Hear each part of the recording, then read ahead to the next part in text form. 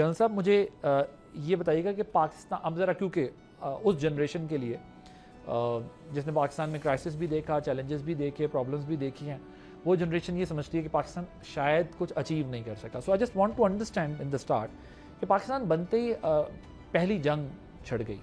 پاکستان کے پاس مکمل فوج بھی نہیں تھی, ابھی ہمارے پاس پوری فوج بھی نہیں آئی تھی, نامکمل فوج ہمارے حصے میں تھی. پورا جو انڈیا ہے اس میں فوج پھیلی ہوئی تھی. تو ایک نیو بورن کنٹری, اس کے حالات یہاں تک کیسے پہنچے؟ جی بہت شکریہ عباس صاحب مجھے پروگرام میں لینے کے لیے. جی آپ نے بڑی اچھی بات کہی. میں وہاں سے شروع کروں گا جہاں سے ہم نے اپنے باپ سے سنا کہ وہ جب ایک متحدہ ہندوستان میں رہتے تھے جو بر صغیر تھا تو کیا حالات تھے.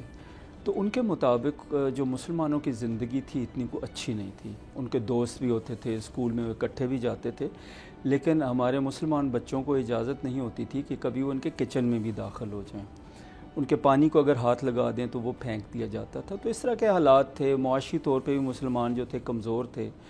تو یہ سب مسلمانوں کا خواب تھا. اور جیسے آپ نے بڑے خوبصورتی سے اپنے انٹرو میں بتایا, قائد اعظم محمد علی جناح کو اللہ تعالیٰ نے یہ ہمارا لیڈر بنایا اور ان کو یہ حوصلہ دیا کہ باوجود بیمار ہونے کے انہوں نے اسٹرگل کی اور ہمارے لیے, ہمارے مسلمانوں کے لیے ایک علیحدہ خطہ جو ہے پاکستان کے طور پہ حاصل کیا.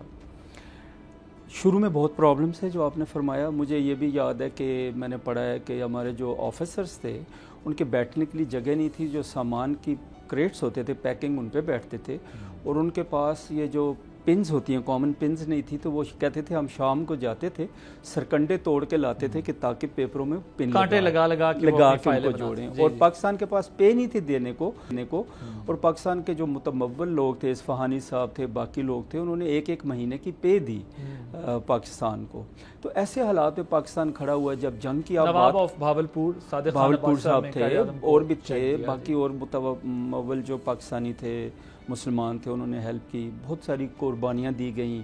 لوگوں نے جنہوں نے ہجرت کی انہوں نے گھر بار لٹائے, فصلیں, جانور, مویشی, عزتیں, جانیں سب کھو کے یہ ملک پایا.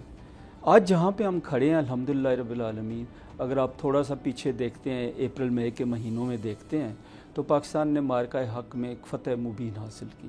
اور یہ پوری قوم نے کی, صرف افواج پاکستان نے تو نہیں کی. میڈیا نے ایک بہت اچھی جنگ لڑی, ہماری یوتھ نے, ہمارے عوام نے, سب نے مل کے کھڑے ہو کے پاکستان کو یہ عزت دی. اور آج پاکستان اس خطے کے مضبوط ترین ممالک میں ہے. اور آج پاکستان جو ہے اس کی عزت ویسٹ میں بھی ہے. آپ کو پتہ ہی ہے کہ اسپیشل انویٹیشن دی گئی امریکہ کی طرف سے, باقی کنٹریز کے لوگ آ رہے ہیں, آپ کی عزت کر رہے ہیں, آپ کی طرف دیکھ رہے ہیں کہ پاکستان کتنا ایک اسٹرانگ ملک ہے. اور جب آزمائش آئی تو پاکستان کیسے کھڑا ہوا. سبسکرائب کریں اور بیل دبائیں تاکہ کوئی خبر رہ نہ جائے.